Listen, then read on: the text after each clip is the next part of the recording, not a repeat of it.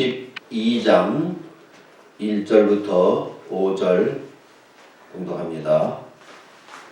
여호와께서 아브라함에게 이르시되 너는 너의 고향과 친척과 아버지의 집을 떠나 내가 네게 보여줄 땅으로 가라. 내가 너로 큰 민족을 이루고 네게 복을 주어 네 이름을 장대하게 하리니 너는 복이 될지라. 너를 축복하는 자에게는 내가 복을 내리고 너를 저주하는 자에게는 내가 저주하리니 땅의 모든 족속이 너로 말미암아 복을 얻을 것이라 하신지라. 이에 아브라함이 여호와의 말씀을 따라갔고 롯도 그와 함께 갔으며 아브라함이 하란을 떠날 때 75세였더라. 아브라함이 그의 아내 사레와 조카 롯과 하란에서 본 모든 소유와 얻은 사람들을 이끌고 가나안 땅으로 가려고 떠나서 마침내 가나안 땅에 들어갔더라. 아멘. 오늘부터 아브라함에 대한 가족과 그의 일대기를 살펴보겠습니다. 아브라함, 그는 이스라엘 민족의 조상입니다. 그런데 우리는 한국 사람입니다. 한국 사람인 우리가 어찌해서 타민족의 조상, 그리고 그 자손들인 이스라엘 민족들의 구약의 역사를 왜 우리가 알아야 하고 왜 공부를 해야 하겠습니까? 여기에는 우리 전능하신 하나님께서 인류를 구원코자 계획하실 때 한 사람을 부르시고 그를 통해서 한 민족을 이루셨습니다. 그 민족 가운데 온 세상을 구원하실 예수 그리스도를 보내어 주신 것입니다. 그리고 우리도 예수님을 믿어서 죄 사함을 얻고 예수님을 믿어서 하나님의 자녀 되었고 천국의 백성 되었기 때문에 예수님의 조상인 아브라함의 그 일대기도 우리가 알아야 합니다. 그런데 거기에 만족하지 아니하고 신약 성경을 공부하다 보면 특별히 예수님의 일대기를 기록한 사복음서에 보면 아브라함의 자손, 아브라함이라는 이름이 많이 나옵니다.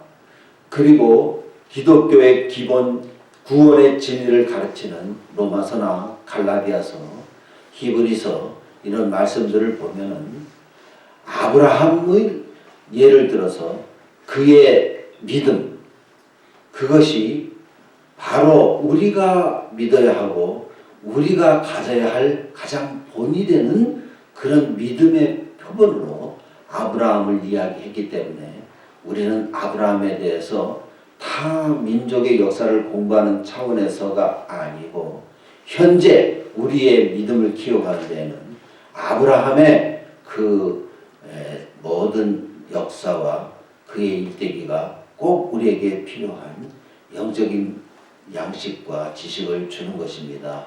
갈라디아서 3장 7절 말씀, 그런즉 아브라함의 믿음을 가진 자들은 아브라함으로 말미암은 자들은 아브라함의 자손인 줄 알지어다, 이렇게 이야기했습니다. 그러므로 영적으로는, 육신적으로는 그가 지금의 저 이스라엘 나라의 조상, 유태인의 조상이지만 영적으로는 세계 모든 믿는 자들의 영적인 조상이 된 것입니다.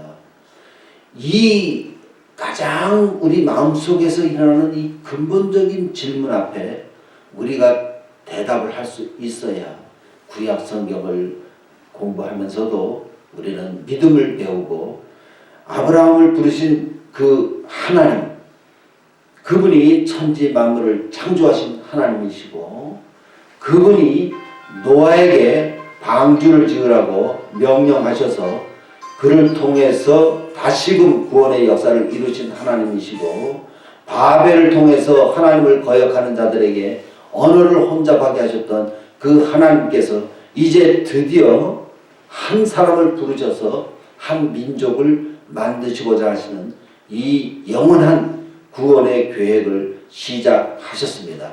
그 민족 속에서 우리 구주 예수님이 나오셨기 때문에 우리는 다른 나라의 역사를 공부하기 위해서 이 말씀을 읽는 것이 아니라 우리의 구원을 키워가고 우리의 믿음을 키워가기 위해서 이 말씀을 공부하는 것입니다. 1절 보니까 여호와께서 아브라함에게 이르시되 너는 너의 고향과 친척과 아버지의 집을 떠나 내가 네게 보여줄 땅으로 가라. 히브리서 11장의 말씀을 보니 아브라함이 하나님의 이 부르심을 받았을 때 갈 바를 알지 못하고 갔다 그랬습니다. 그러니까 자기와 자기의 모든 삶의 터전을 조상적부터 살아왔던 그 모든 것을 떠나서 그의 삶을 움직일 수 있었던 그 원동력은 하나님의 말씀이 자기의 모든 삶의 전통이나 자기가 현재 생각하는 모든 생각이나 자기의 모든 문화나 자기가 가지고 있었던 모든 그 패러다임이라고 하는 고정관념보다도 하나님의 말씀을 더 크게 확실하게 알았고 믿었고 인정하고 순종하며 따라간 것이니 그것을 두고 히브리서 11장에 보니까 믿음으로 아브라함은 부르심을 받았을 때 순종하여 장래 유업으로 받을 땅에 나아갔을 때 갈 바를 알지 못하고 나아갔다고 히브리서 11장 8절에 그렇게 이야기하면서 그가 그 땅에 거할 때 장막에 거했다. 영원한 집을 짓고 살지 아니하고 천막에 거한 이유는 10절에 이는 그가 하나님이 계획하시고 지으실 터가 있는 성을 알았습니다. 바로 아브라함이 결단하고 아브라함이 살았던 그 삶이 믿음의 본이 된다는 것입니다. 2절 보니 내가 너로 큰 민족을 이루고 네게 복을 주어 네 이름을 창대하게 하리니 너는 복이 될지라. 다른 성경에 보면 너는 복의 근원이 될 것이다. 자, 지금 온 세계에서 아브라함의 이름을 부르는 사람들이 얼마나 많습니까? 모든 기독교인들, 모든 천주교인들, 모든 힐랍의 정교인들, 심지어는 이단을 믿는 그런 사람들도 아브라함의 이름을 말하는 사람들이 수를 헤아릴 수 없이 많습니다. 그 한 사람을 통해서 큰 민족이 이루어졌습니다. 더 나아가서는 온 세계 이 아브라함이 가졌던 모든 믿음으로 사는 그 모든 사람들이 영적으로는 한 민족입니다. 이스라엘은 아브라함의 혈통을 내려받은 육신의 민족이라고 하면 우리는 그의 믿음을 이어받은 영적인 자손들로서 정말 큰 민족을 이루게 되었죠. 아브라함 자신이 위대해서 그렇게 큰 민족이 되었습니까? 아닙니다. 그는 저와 여러분들과 같이 불완전한 그냥 일개의 사람에 불과했습니다.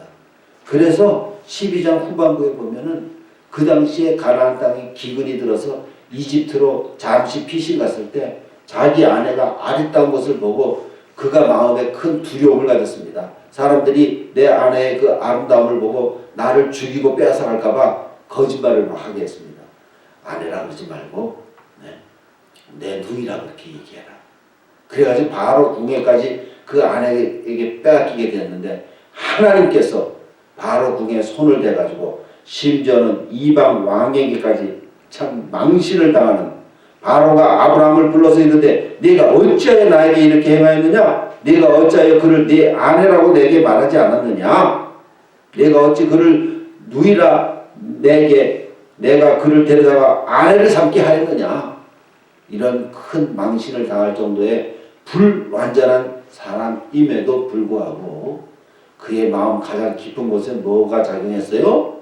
하나님과 하나님의 말씀이 그 약속을 붙드는 그 믿음이 있었기 때문에 믿음의 조상이 된 것입니다. 3절 보니 너를 축복하는 자에게는 내가 복을 내리고 너를 저주하는 자에게는 내가 저주하리니 땅의 모든 족속이 너로 말미암아 복을 얻을 것이라 하십니다. 땅의 모든 족속 중에 저와 여러분들인 한국 사람이 포함됩니다. 저 아프리카의 흑인들은 여기 본문에 말하는 땅의 모든 족속 가운데 포함이 될까요? 안 될까요? 되죠. 그럼요. 땅의 모든 족속이죠. 모든 족속이죠.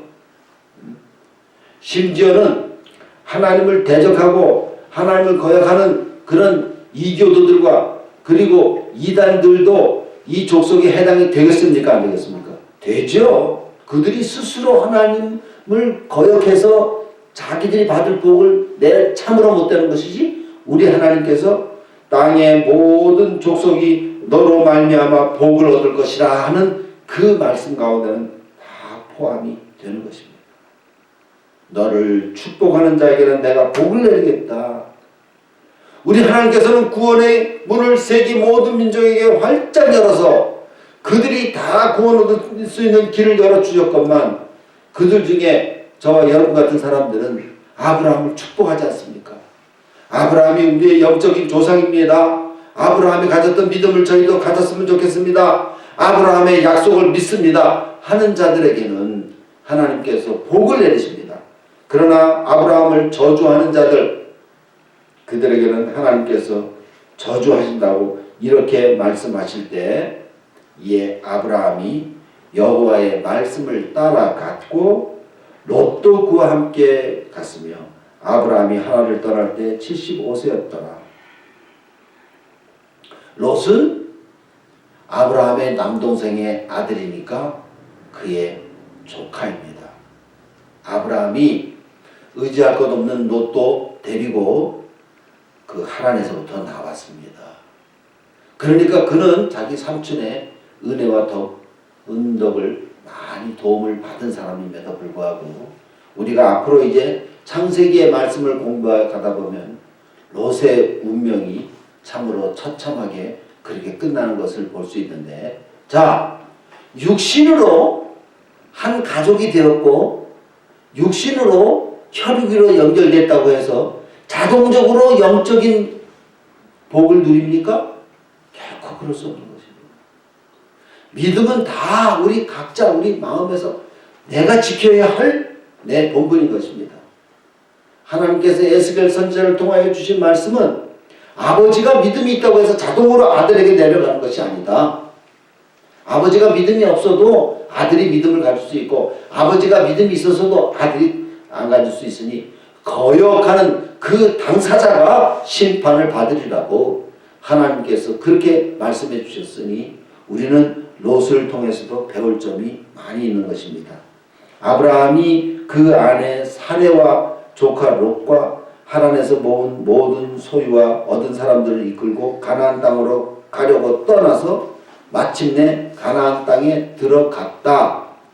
이렇게 간단하게 끝난 12장 5절의 이 말씀에 의해서 지금도 이스라엘 땅은 서로 그 땅의 주인이 누구냐 하는 이 인간으로서는 스스로 풀 수 없는 이 갈등 속에 전쟁이 있고 위협이 있고 세계의 모든 이목이 그곳에 쏠려 있고 긴장감이 있는 그러한 말씀인 것입니다. 아브라함 자신은 구체적으로 어떻게 하나님의 말씀이 실현되는지 다 알지 못했습니다. 왜 그렇습니까? 그도 얼마 안 세상에 살다가 세상을 떠났기 때문에 알 수 없습니다. 그런데 우리는 이제 기록된 하나님의 말씀을 통해서 아브라함이 하나님께 순종하여 가나안 땅에 그와 그의 가족들이 정착하게 되었을 때에 결국 그 땅이 지금의 이스라엘의 약속의 땅이 되었습니다.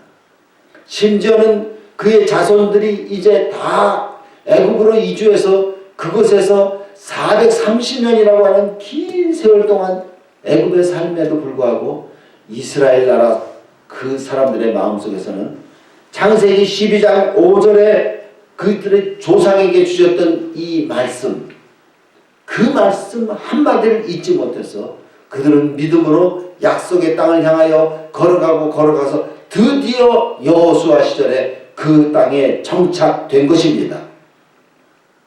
그 후로도 얼마나 많은 1000년이 넘는 세월 동안 참 갈등과 그리고 우여곡절을 많이 겪으면서 이스라엘 민족의 역사가 이어져 내려올 때에, 자, 오늘의 설교의 결론 부분에서 이 중요한 또 질문을 여러분들에게 드리겠습니다. 왜 하나님께서는 그렇게 오래 참고 참으시면서 이스라엘 사람들과 그들의 역사에 참여하십니까? 왜 그렇겠습니까? 여기에 담겨있는 어떤 영적인 교훈이 있다고 하면 뭐겠습니까? 우리에게 개인적으로 우리 하나님께서 이스라엘 사람들과 1000년이 넘는 세월을 그들의 삶에 항상 관여하세요. 그들이 하나님을 잘 믿고 하나님의 말씀을 잘 듣고 순종하고 기도할 때는 하나님께서 그들에게 큰 축복을 내리시고 대적들을 물리치시고 그들을 번창하게 하셨다가, 그들이 그야말로